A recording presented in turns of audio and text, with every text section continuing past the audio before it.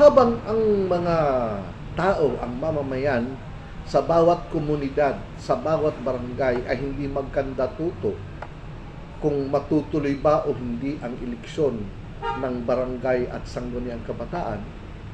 Noong September 10, nagkaroon ng hearing ang COMELEC kasama ang Senate Finance Committee, Subcommittee A, upang talakayin ang pondo na gagamitin sa 2026 barangay and sangguniang kabataan eleksyon.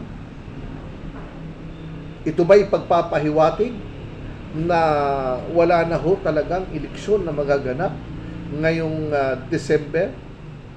Ito po ba'y pagpapahiwatig na wala ng pag-asa ang mamamayan, ang mga nagnanais ng pagbabago, na mapalitan ang kanilang mga pamunuan sa kanilang komunidad, na wala nang ginawa kundi ang magpakuya-kuyakoy at tumanggap ng honoraria pagdating ng katapusan ng buwan?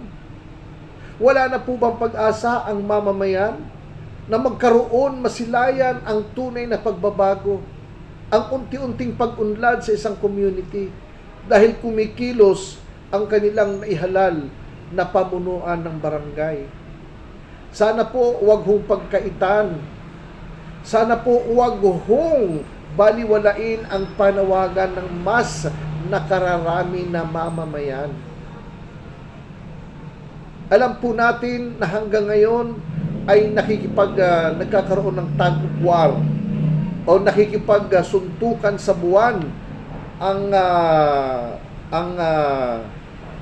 si Attorney Romeo Macalintal, ang kabataan, si Fuji, Mr. Fuji, at si Mr. Tayang, para po sa question nila doon sa constitutionality ng RA 12232. Sana po hindi mabaliwala ito, ang kanilang paghahangad na maitama yung dapat itama, na wag na nating padaanin sa lakas ng politika, kundi kung ano ang nararapat.